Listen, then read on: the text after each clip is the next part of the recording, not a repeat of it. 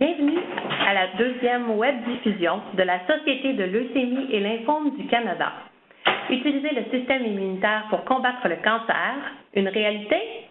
Cette présentation fait partie d'une série ayant pour but de mettre en lumière les avancées de la recherche sur les cancers du sang. Il est maintenant temps de débuter la présentation. Je me présente, Nadine Prévost, chef principale des programmes nationaux liés à la mission. Je serai la modératrice de cet événement en ligne. Veuillez noter que vous n'entendrez que ma voix et celle du conférencier. Puisque vous participez en grand nombre, il sera possible de poser vos questions à la fin, mais uniquement en utilisant la fonction chat. La présentation durera environ 45 à 60 minutes et sera suivie d'une période de questions d'environ 15 à 30 minutes. La présentation est enregistrée. Il vous sera donc possible de la réécouter sur notre site Internet tout en visionnant la présentation. Nous vous enverrons un courriel lorsque le tout sera disponible. Notre mission est de trouver un remède contre les cancers du sang et d'améliorer la qualité de vie des patients et de leurs familles.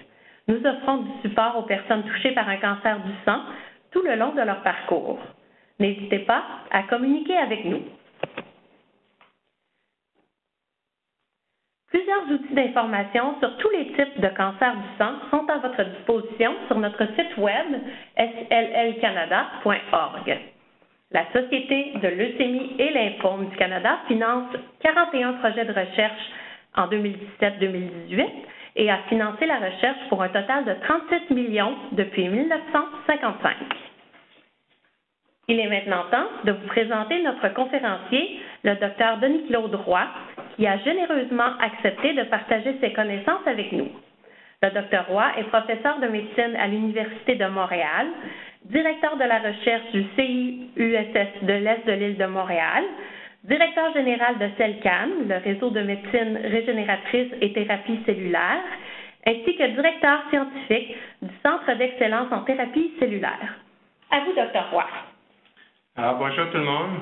Il me fait plaisir de pouvoir vous parler aujourd'hui d'un des domaines qui est extrêmement important et extrêmement prometteur, qui est celui du système immunitaire pour combattre le cancer.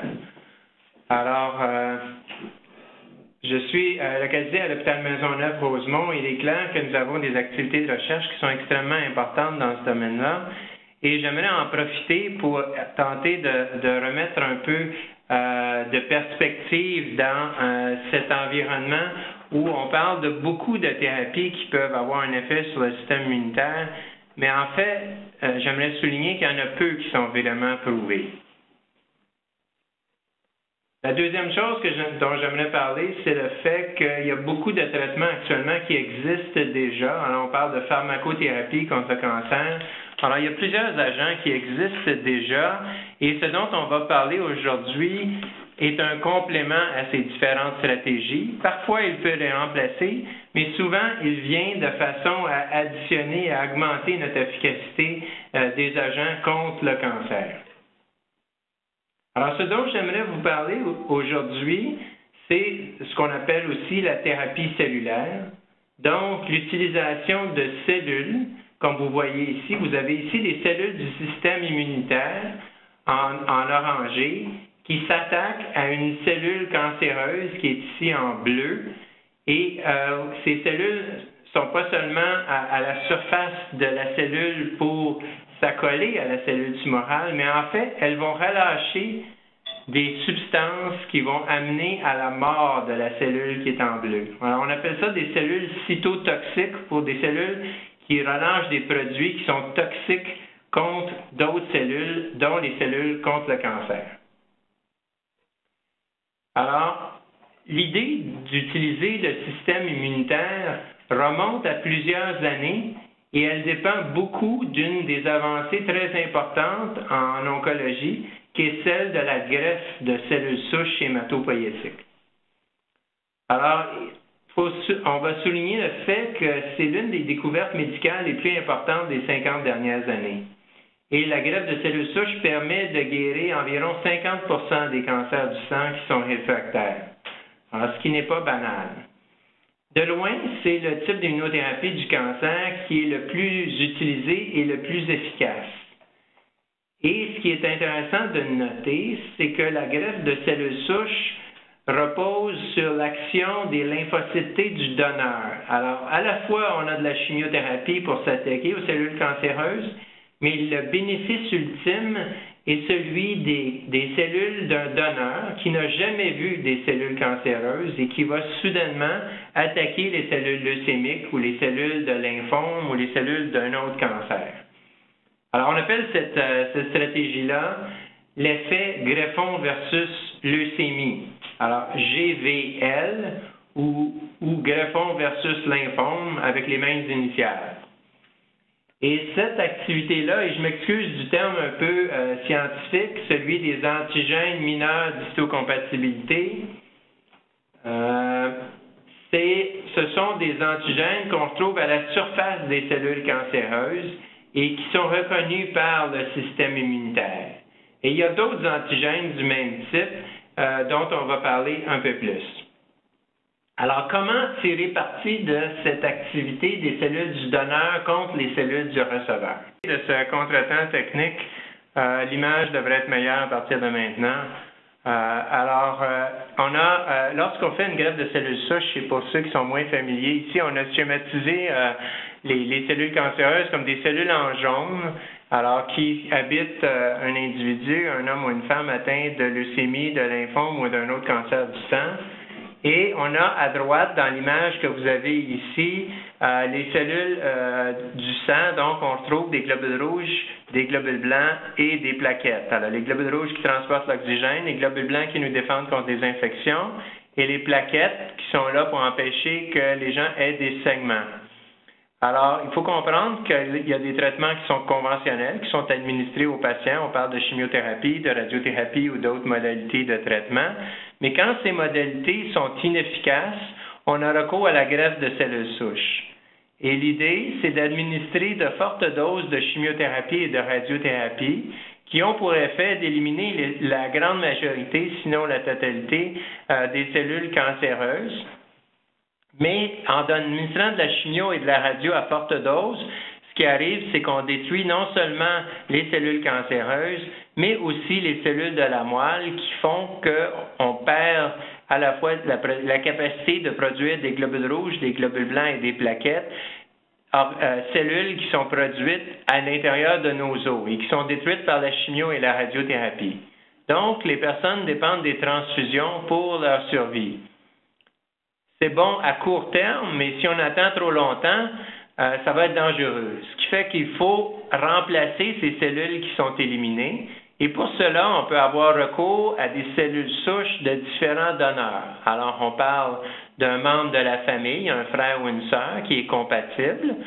Et quand on parle de compatibilité, on parle de compatibilité au niveau des globules blancs. Ce n'est pas la même chose que la compatibilité au niveau des globules rouges et des globules sanguins. On peut aussi aller dans les registres internationaux. Alors, des gens à travers le monde peuvent donner de leurs cellules pour greffer des patients qui en ont besoin.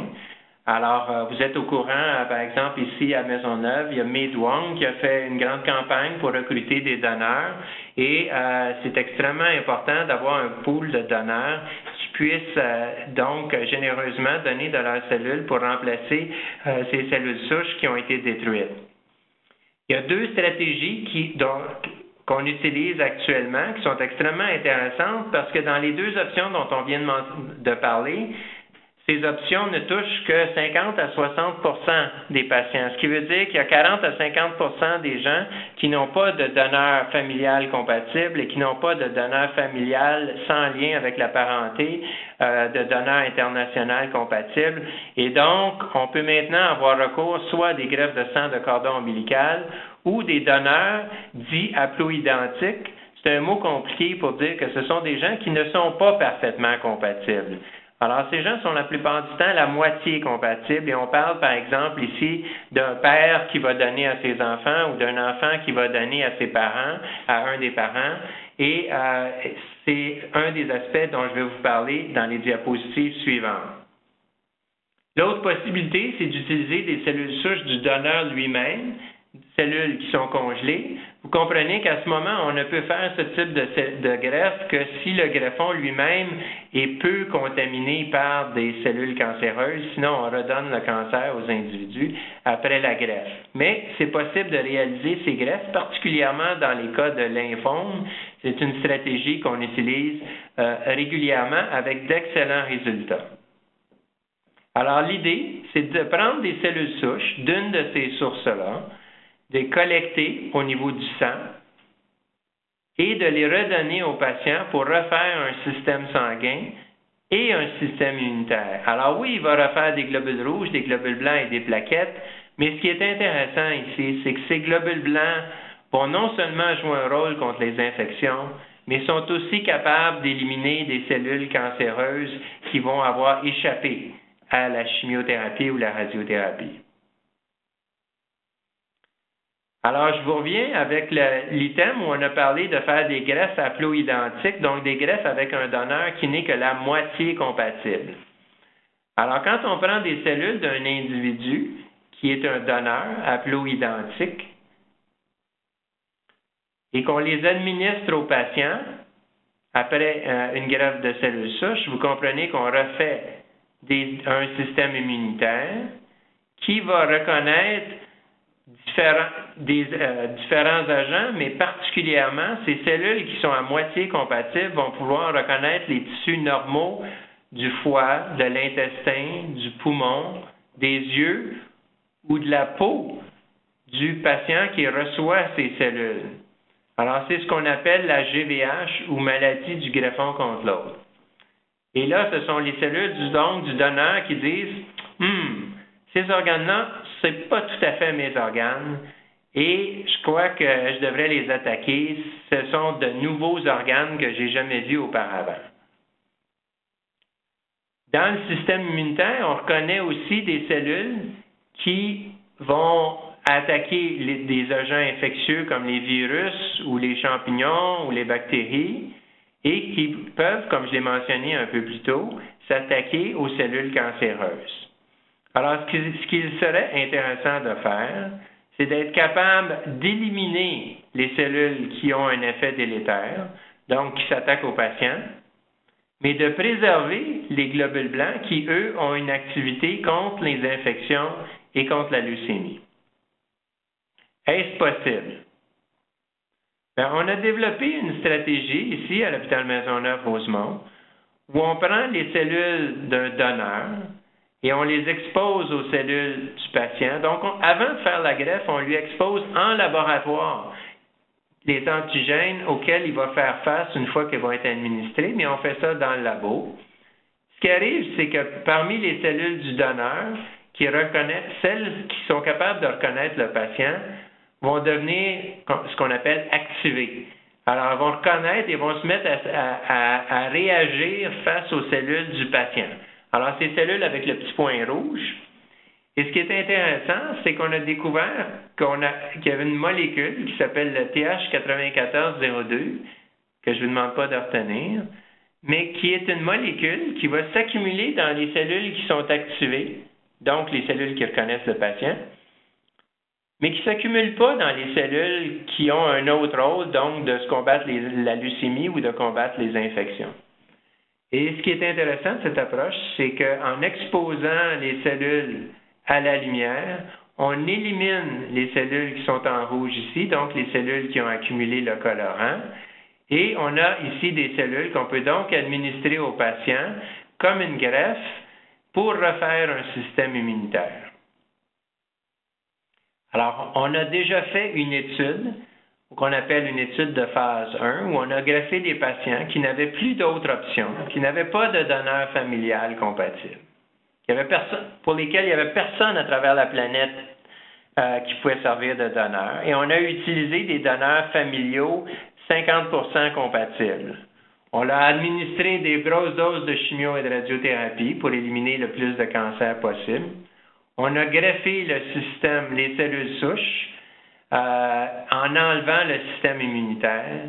Et un mois plus tard, on leur a redonné un système immunitaire composées des cellules dont je vous ai parlé tantôt. Donc, on prend les cellules du donneur, on les expose aux cellules du patient, on les traite, et ce sont ces cellules qu'on va administrer 1 mois après la greffe. Et on a donné de plus en plus de cellules à ces patients-là.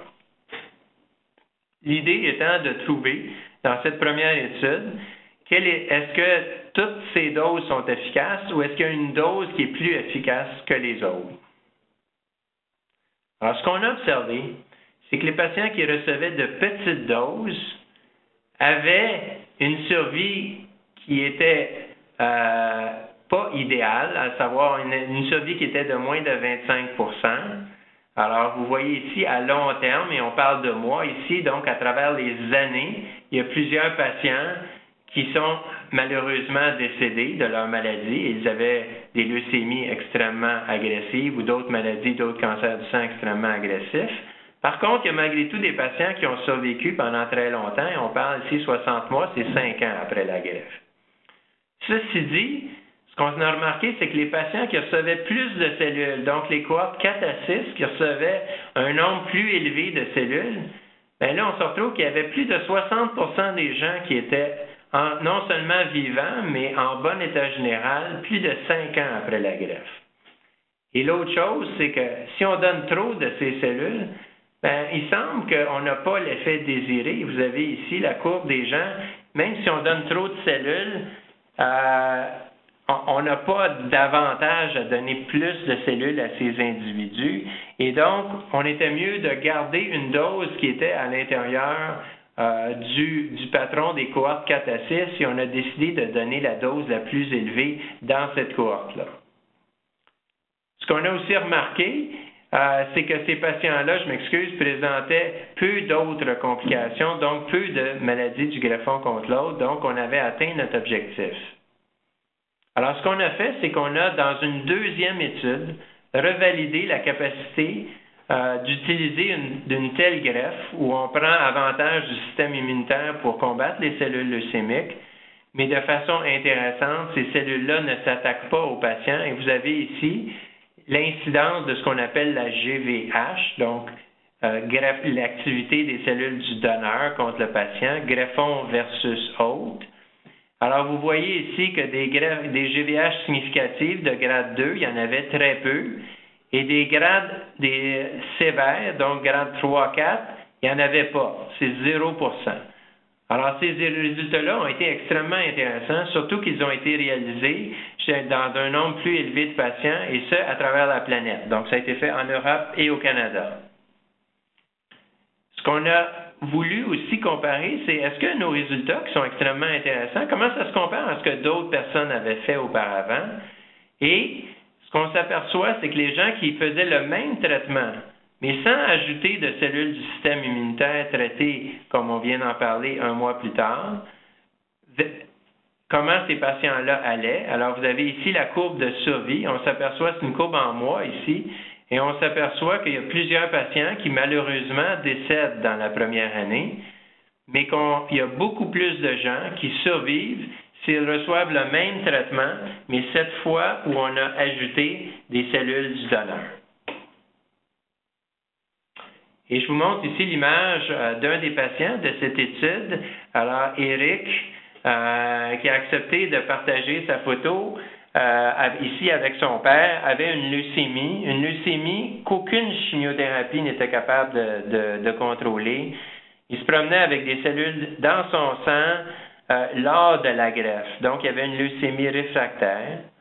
On a réussi, grâce à ce traitement, à amener une rémission, et cet individu est maintenant vivant plus de 10 ans après la greffe, après avoir reçu une greffe de son père qui, il y a 10 ans, avec les stratégies alors disponibles, on n'aurait pas été capable de greffer cet individu-là.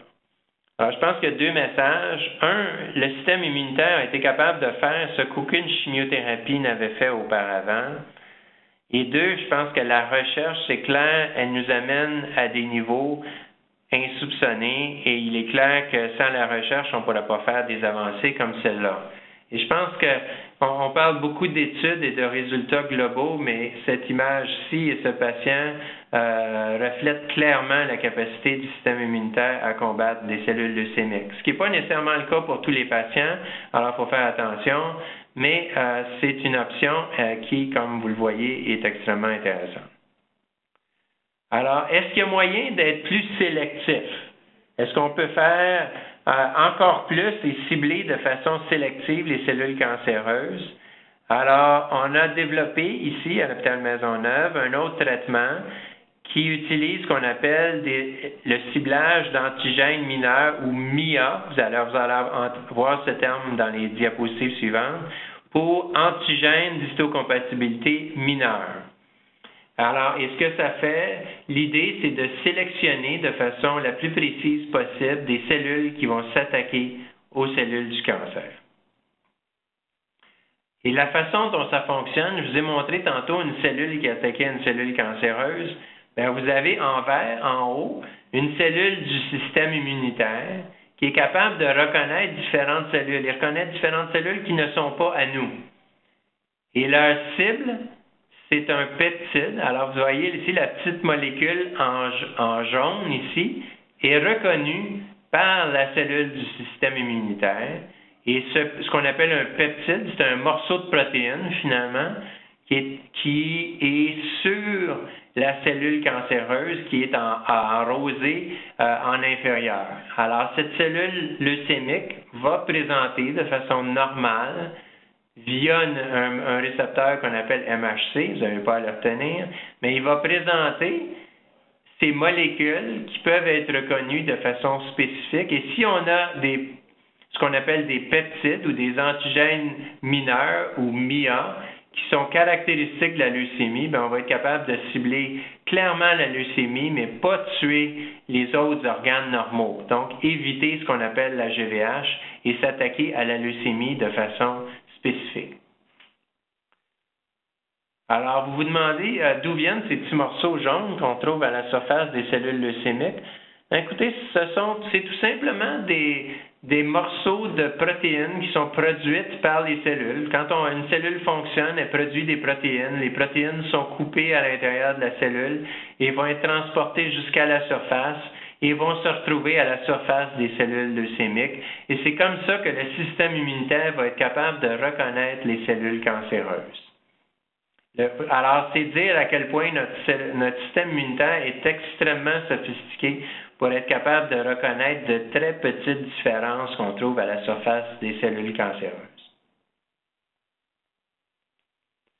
Alors, le système immunitaire est tellement spécifique que non seulement il reconnaît la substance jaune, la molécule jaune dont on parlait tantôt, mais même cette molécule jaune peut différer d'un seul acide aminé. Donc, un seul morceau qui constitue le peptide est capable d'être reconnu par le système immunitaire, alors que s'il n'y a pas cette anomalie d'un seul acide aminé, la cellule ne sera pas reconnue. Il y a des études qui ont été réalisées chez l'animal et on a été capable de démontrer que si on administre une leucémie à des animaux, donc des souris, on est capable de guérir ces souris. Donc, vous avez ici des souris qui si on leur injecte uniquement des cellules leucémiques, vont mourir, alors que si on leur ajoute ici anti-Bessisdom, donc un nom compliqué pour dire que c'est des cellules du système immunitaire dirigées de façon très, très précise contre cet antigène mineur, bien, on a une survie de presque totalité de nos souris. Et c'était bon à la fois pour la leucémie et même pour des cancers solides comme le mélanome, une tumeur extrêmement dangereuse qui se retrouve au niveau de la peau. Alors, on a la diapositive présente n'est pas pour entrer dans le détail, mais pour vous dire qu'avec les avancées de ce qu'on appelle la protéogénomique, alors ici, on a un de nos chercheurs, Dr. Claude Perrault, qui est à l'IRIC, l'Institut de recherche en immunologie et cancer de l'Université de Montréal, et qui est aussi hématologue à l'hôpital Maisonneuve-Rosemont, a identifié de nouveaux peptides, donc des morceaux de protéines qui sont trouvés à la surface des cellules cancéreuses Et grâce à la protéogénomique, a été capable d'identifier comment on peut sélectionner des cellules leucémiques. Et pour ça, il est parti de 15 000 antigènes potentiels, donc antigènes candidats. On en a sélectionné près de 500 qui étaient exprimés de façon élevée, donc qui se retrouvaient chez plusieurs patients. Et ceux qui sont idéaux, à savoir ceux qui se retrouvent sur les cellules cancéreuses, mais pas sur les cellules normales, on a environ une centaine de ces antigènes qu'on est capable de cibler. Non seulement ces antigènes ont été découverts, mais il a aussi été possible de développer un processus de fabrication de cellules anticancers. Et on a développé en laboratoire une façon de faire pousser des cellules du système immunitaire qui reconnaissent des morceaux donc de cellules leucémiques. Et ça, c'est le travail particulièrement de Dr. Jean-Sébastien Delisle, mon collègue à l'hôpital Maisonneuve-Rosemont. Et nous réalisons maintenant une étude clinique où on injecte des cellules à des patients qui ont une leucémie et à qui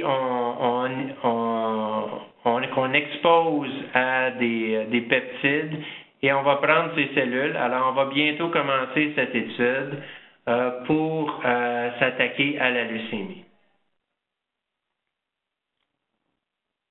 Alors, nous avons un important croyance, non seulement croyance en le système immunitaire, je vous ai montré plusieurs exemples, mais j'aimerais vous partager ici un autre exemple assez frappant de l'activité du système immunitaire, dans pourquoi on pense que le système immunitaire est vraiment un agent extrêmement important pour combattre le cancer. C'est qu'on est capable de prendre des cellules du système immunitaire et ici de montrer des morceaux de cancer, et dans ce cas-ci, le cancer est induit par un virus. Alors, on a montré des morceaux de virus aux cellules. On a généré en laboratoire des cellules capables de cibler ce cancer-là. Et vous voyez à gauche le patient avant l'injection de cellules ou peu de temps après avoir injecté les cellules. Et vous voyez plusieurs mois après, et j'aimerais noter que ces cellules-là, les tumeurs qu'on voit à gauche, là, qui sont dans les cercles rouges, c'était des cellules tumorales qu'on n'était pas capable de détruire avec la chimiothérapie conventionnelle et que les cellules ont été capables d'éliminer. Et ce patient est toujours bien vivant, bien avec nous, sans évidence de récidive de son cancer. Alors, jusqu'à date, on parle de produire des cellules et il y a beaucoup de gens qui disent « Oui, mais c'est compliqué, produire des cellules, c'est pas n'importe qui peut faire ça. » Et c'est tout à fait vrai. Et vous voyez un peu à gauche l'environnement dans lequel on doit travailler, donc les gens habillés de la tête aux pieds pour ne pas contaminer les cellules. Et ça coûte cher, c'est difficile, c'est long et ça prend une infrastructure particulière. Mais il est clair qu'il y a moyen d'industrialiser de telles thérapies et on vise à utiliser, par exemple, des robots et des bioréacteurs pour amener à la production de telles cellules. Et ça va permettre de diminuer les efforts, diminuer les coûts, faciliter la production et tout en étant satisfaisant pour les organismes réglementaires comme Santé Canada et être économiquement rentable. J'aimerais vous parler aussi d'une deuxième stratégie qui est l'utilisation des CARs, alors de modifier des cellules qui s'attaquent aux cellules leucémiques. Alors vous avez encore ici une cellule du système immunitaire en orange qui s'attaque à une cellule tumorale. Alors on injecte à l'intérieur de la cellule des gènes qui vont modifier la cellule et qui vont faire que la cellule du système immunitaire non seulement va être plus active, mais elle va avoir de nouveaux récepteurs qui, eux, vont être capables de s'attaquer aux cellules cancéreuses. Alors, vous voyez ici la structure qui est ici, là, qui est en bleu et orange dans la figure de droite. Bien, cette structure-là est capable de façon spécifique de toucher le cancer. Et ça, c'est nouveau. Avant d'introduire ce bout d'ADN à l'intérieur de la cellule, avant de modifier cette cellule avec un virus, elle n'avait pas cette structure-là. Et cette structure-là cible des molécules qui sont retrouvés dans tout le cadre, tout le spectre qu'on a ici en jaune, donc à partir de la cellule souche jusqu'aux cellules les plus matures du système immunitaire. Et ça permet de cibler une foule de cellules qu'on retrouve dans différents cancers. Alors, on a ici, par exemple, des LLC, cellules de leucémie lymphoïde chronique, de leucémie lymphoblastique aiguë, des cellules de lymphome, donc de tumeurs des ganglions, etc., qui sont toutes des cellules B qu'on retrouve à différents stades de leur évolution.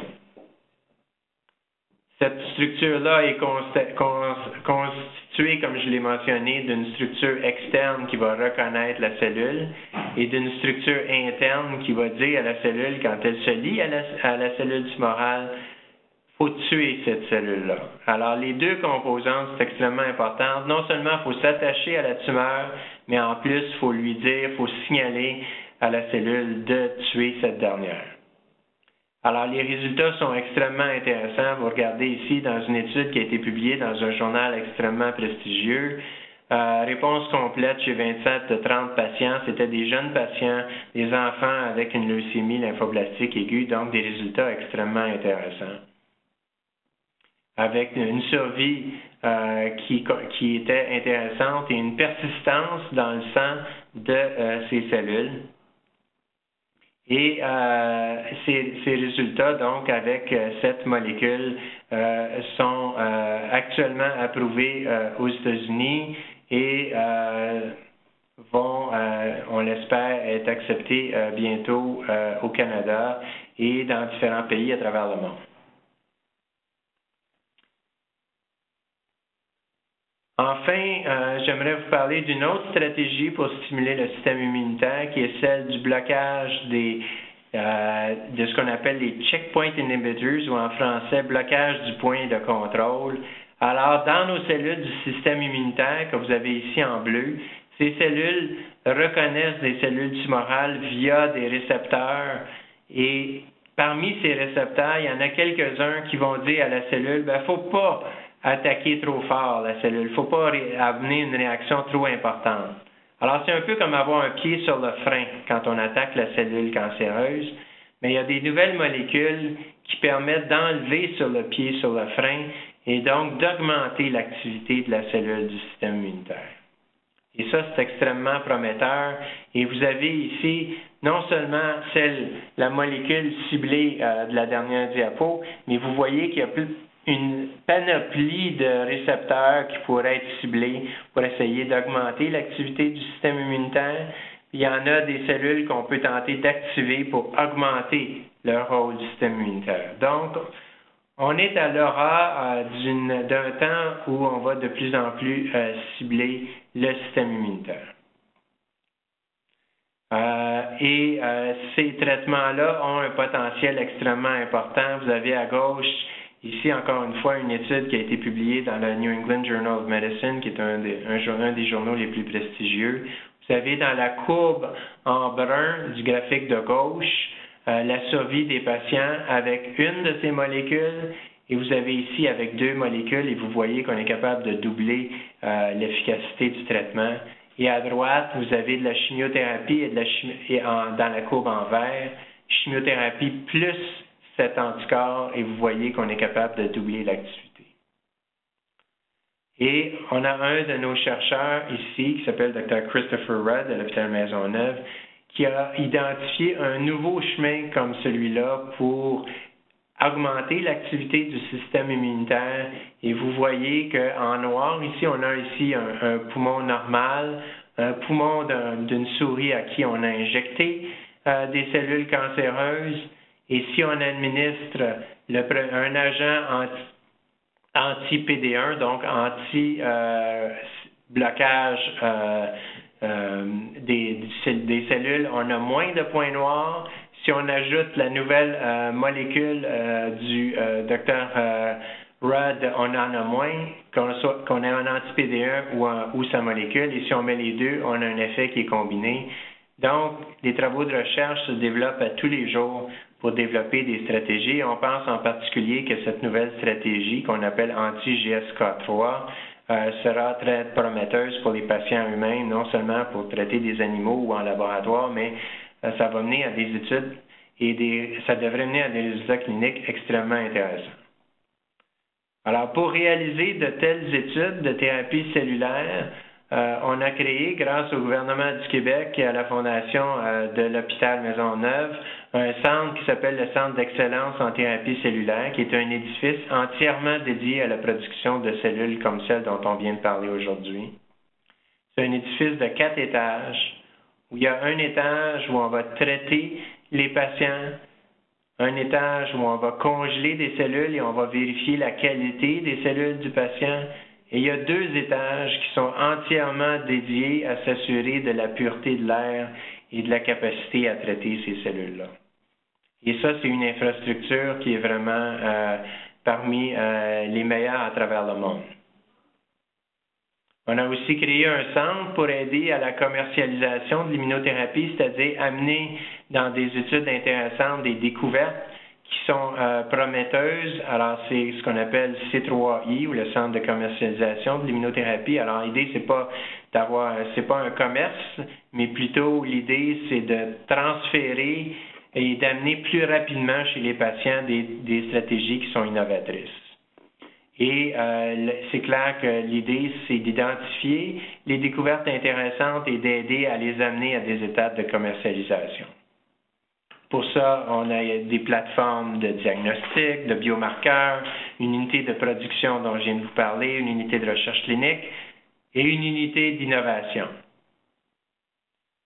J'aimerais aussi, pour ceux qui veulent avoir plus d'informations sur la thérapie cellulaire et les autres approches qui touchent aussi les cellules souches, je vous invite à aller voir sur un site qu'on appelle CellCan.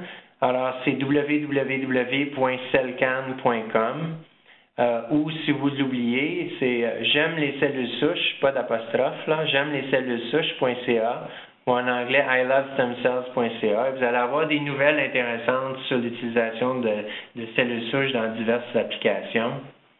Il y a aussi via des sites comme Facebook où il y a des nouvelles qui sont affichées par CellCan. Et on a aussi généré des outils adaptés à la transmission des connaissances, donc des feuillets d'information qui sont aussi disponibles sur le site de CellCan et je vous invite à aller à vous les procurer. On a aussi un app. Alors pour ceux qui aiment les apps, vous pouvez aller sur le App Store et faites Reggie, alors R-E-G-G-I-E. Alors c'est le nom qui est ici, là, à gauche.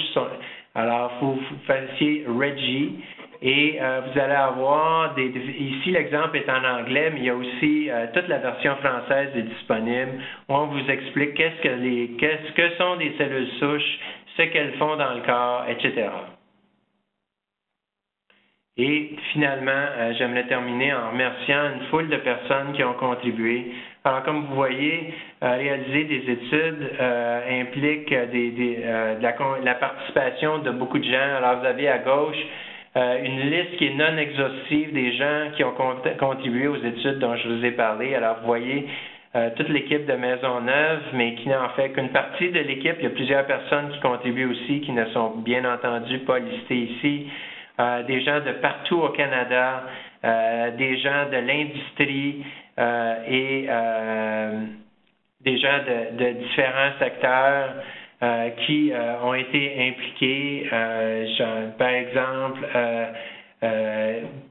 Génome Canada, Génome Québec, Amorchem, le Fonds de recherche en santé du Québec, les instituts de recherche en santé du Canada, Biocan, et vous avez ici toute la liste des autres organismes, Kiadis qui a contribué pour l'agent photosensibilisateur et une foule d'autres personnes qui sont soit dans les coulisses ou au clair de l'action, mais qui n'étaient pas dans la diapo. Alors, je tiens à m'excuser s'ils ne sont pas là, mais il est clair qu'ils participent de façon très, très active et ceci donne lieu à des efforts importants et il y a même des efforts pour créer des compagnies derrière tout ça. On pense à Spécificité, qui est une nouvelle compagnie qui va être créée pour développer des stratégies utilisant le système immunitaire Je remercie grandement toute la participation de ces gens-là à rendre l'immunothérapie du cancer une réalité. Merci beaucoup, Dr. Roy. Vous avez bien fait la démonstration que la recherche progresse. La Société de leucémie et lymphome continuera à jouer son rôle afin d'accélérer la découverte des meilleures options de traitement. Nous prendrons maintenant des questions d'ordre général. Les questions en lien avec un dossier médical ne pourront évidemment pas être répondues puisque le Dr. Roy n'a pas les informations nécessaires pour le faire. Nous vous rappelons d'utiliser la fonction chat en ligne afin de nous acheminer vos questions. Nous avons ici une première question. Est-ce que l'immunothérapie a été testée sur les patients avec une leucémie lymphoïde chronique en progression rapide? Est-ce que cela pourrait permettre une rémission complète? Alors, la réponse, c'est qu'il y a plusieurs études qui utilisent l'immunothérapie pour tenter de s'attaquer à la leucémie lymphoïde chronique. Je vous dirais qu'actuellement, on n'a pas de protocole ici à Maisonneuve, mais je parle pour Maisonneuve. Il y a différents centres qui ont des protocoles de recherche qui s'adressent à ce type de traitement-là. Et ce que j'aimerais souligner aussi, c'est que c'est un traitement qui n'est actuellement pas homologué au Canada. Donc, on ne peut pas dire on va traiter des patients hors protocole de recherche. Ces traitements, je vous ai partagé avec vous ma vision de l'avenir et il est clair que cet avenir est proche, mais beaucoup de ces approches ne sont pas disponibles ou que la quasi-totalité de ce que je vous ai parlé en dehors de ce qui est actuellement des études, des protocoles de recherche. Ceci dit, il est possible d'en parler à votre médecin pour voir est-ce qu'il y a de telles stratégies et il faut parler à ce moment-là à son médecin pour voir où on en est dans notre maladie en question. Et je peux vous assurer qu'on a au Québec et au Canada et en Amérique du Nord des spécialistes qui sont extrêmement au courant des différentes options. Et je peux vous dire pour aller au Congrès comment ces derniers suivent les avancées de tout ce dont on vient de parler de façon extrêmement étroite et soit les appliquent dans des protocoles de recherche et ont hâte de pouvoir les appliquer dans des applications cliniques qui vont être disponibles à l'ensemble de la population qui pourra en bénéficier. Merci. Une autre question. Est-ce qu'il y a des endroits ailleurs où le protocole est disponible? Je vous dirais de contacter votre médecin qui, lui, va en discuter. Il y a des sites qui sont disponibles pour les hématologues, entre autres, où on va lister les protocoles de recherche qui sont disponibles. Et je vous dirais que dans la plupart des grands centres universitaires, vous allez retrouver des spécialistes qui sont bien au fait de ce qui se fait un peu partout. Ça peut demander des efforts de chacun d'identifier de telles stratégies. Il faut comprendre aussi que c'est dommage. On parle de nos succès, on ne parle pas beaucoup de nos insuccès. Alors, quand je vous ai présenté des courbes, il y a des patients qui sont malheureusement décédés. Et ça, il ne faut pas l'oublier. Et c'est pour ça qu'on travaille à tous les jours pour développer, pour faire de la recherche, pour développer des nouveaux protocoles de traitement. Pour ça qu'on a des organisations comme la Société de leucémie et lymphome qui subventionnent nos patients. On a des fondations, la Fondation de l'hôpital Maisonneuve qui supporte les gens, qui supporte nos activités de recherche.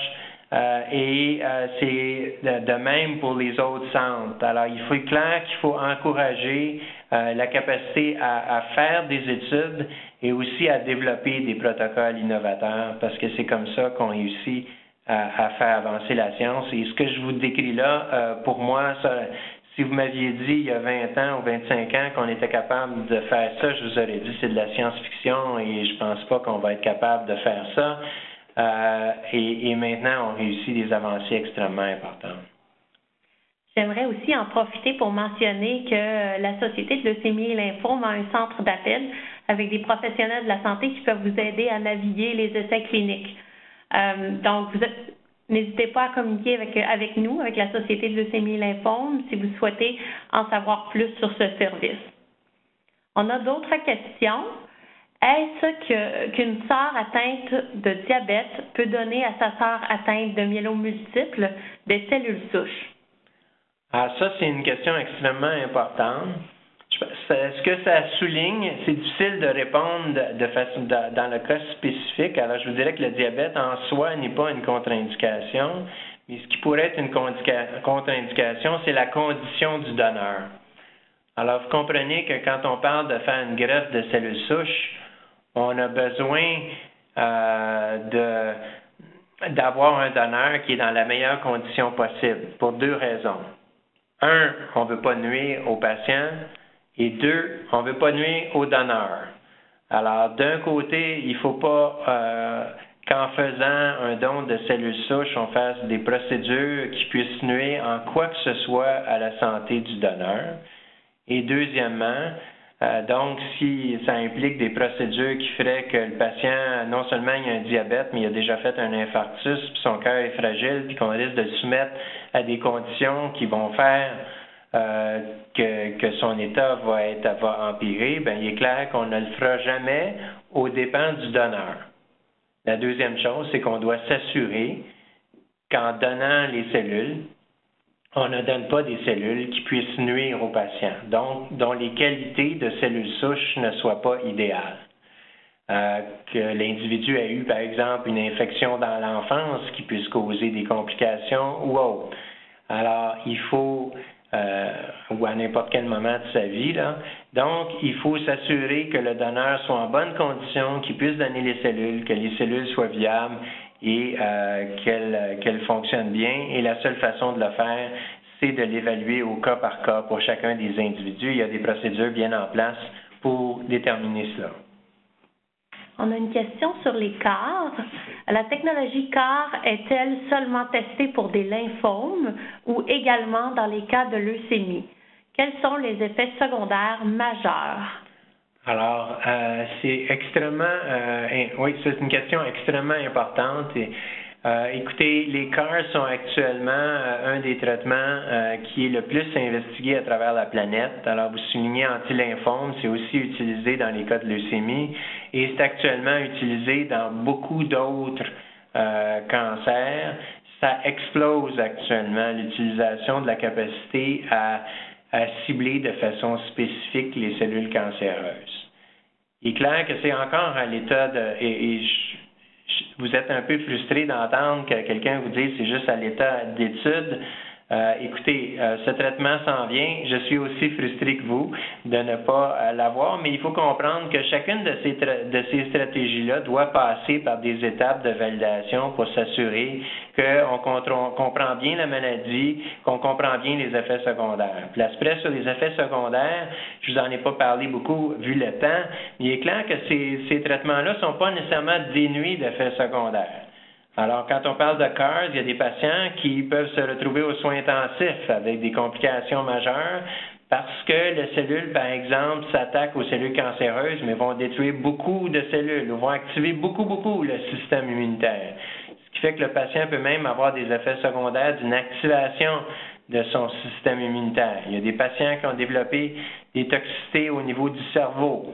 On est essayé à tenter de mieux cerner les effets secondaires. Il est clair que ces effets secondaires-là surviennent dans une minorité de sujets qui sont traités, mais malgré tout, ça peut être des effets secondaires qui sont sérieux, et donc on ne peut pas faire ça chez n'importe qui. Et il faut bien cerner la situation, il faut comprendre les effets secondaires, et la communauté scientifique s'affaire à essayer de comprendre les différentes causes des complications et mieux cerner les effets. Parfait. On a une personne qui parle de sa sœur qui est au Maroc, qui a eu une transplantation de moelle osseuse et qui n'a pas eu de succès. Donc, comment vous expliquez que certains patients n'ait pas les effets espérés.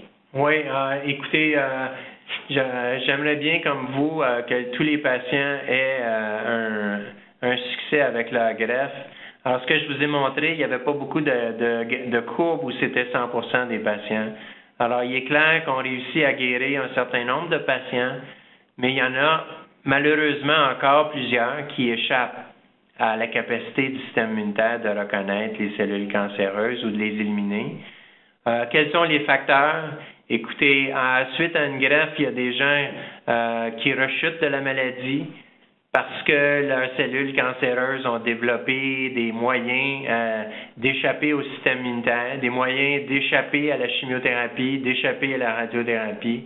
Alors, ces cellules-là ont développé des mécanismes moléculaires extrêmement complexes qui font qu'on n'est pas capable de les éliminer. Il y a des patients qui décèdent parce qu'ils développent des infections. Il y a des effets toxiques des médicaments. Il y a des gens qui décèdent de la chimiothérapie à haute dose. Alors, c'est pas fréquent, mais ça peut arriver. Donc, il y a plusieurs complications qui peuvent survenir.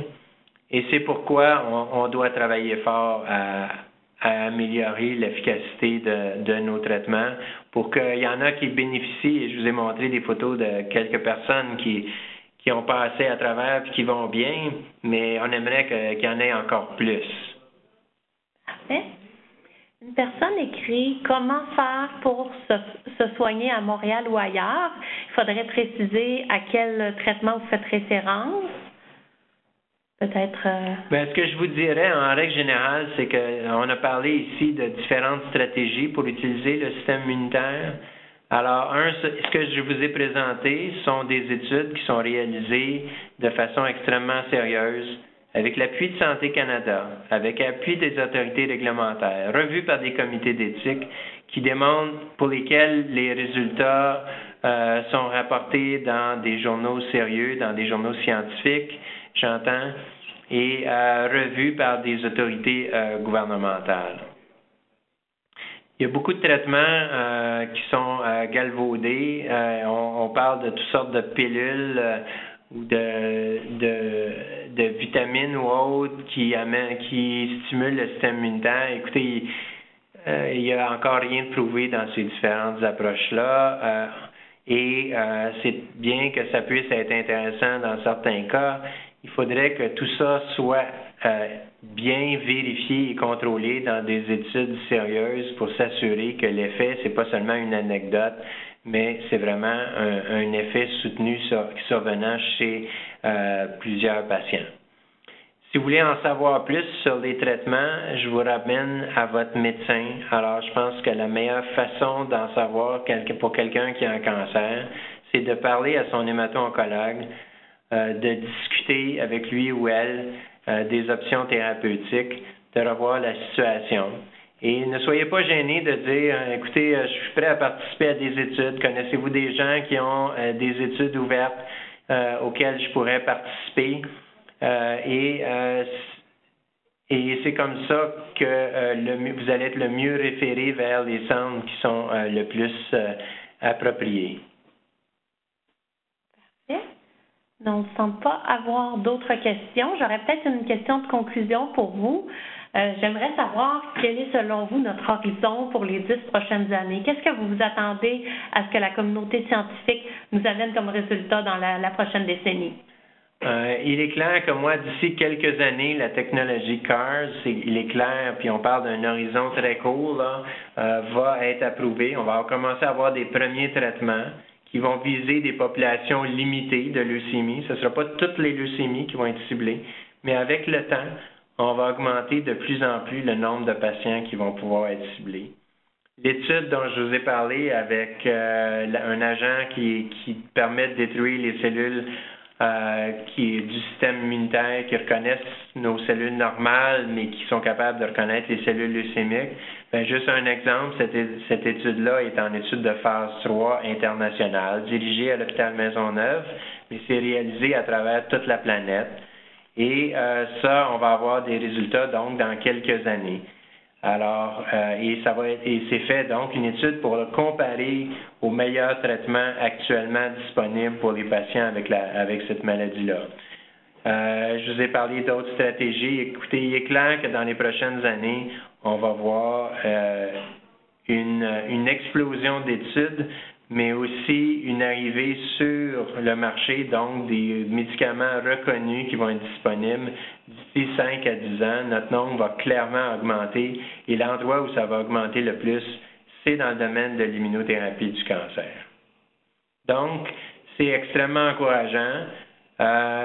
C'est pas encore tout à fait là, mais à chaque année, il y a des avancées. Chaque année, on a de nouveaux médicaments qui font leur apparition. Aujourd'hui, je regarde les complications de la greffe de moelle. Elles sont beaucoup moindres que celles qu'elles étaient auparavant.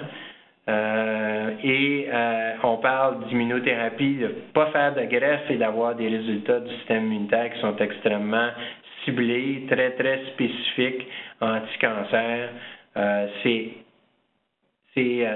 Vraiment, là, c'est très impressionnant comme avancée et je trouve ça extrêmement encourageant et je me dis, on aboutit à des thérapies qui sont vraiment porteuses et ça, c'est, comme vous l'avez dit, là, dans un environ, un horizon de 5 à 10 ans et même 10 ans, et je dirais même presque pessimiste.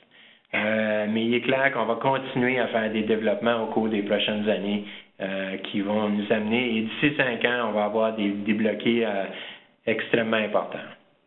On aura certainement l'occasion de vous réinviter pour nous faire une mise à jour là, dans quelques années, parce que je suis certaine que vous allez pouvoir nous parler, nous faire une présentation des avancées dans à peine 1 an et demi, 2 ans, et avoir encore 1 heure de contenu, là, de nouvelles avancées à partager avec nous. Encore une fois, merci. J'aimerais également remercier Novartis et Paladin pour leur soutien à l'éducation ayant rendu possible la tenue de cette web diffusion. Dans quelques minutes, nous vous ferons parvenir un lien pour remplir un formulaire d'évaluation. Il est important de le faire afin de nous aider à mieux répondre à vos besoins. Nous vous avons aussi fait parvenir des liens vers notre site web pour obtenir de l'information sur nos services et sur notre programme de recherche. Surveillez sur notre site Internet afin de connaître les dates des prochaines webdiffusions à sllcanada.org/webdiffusion. Merci d'avoir été des nôtres et bonne fin de journée.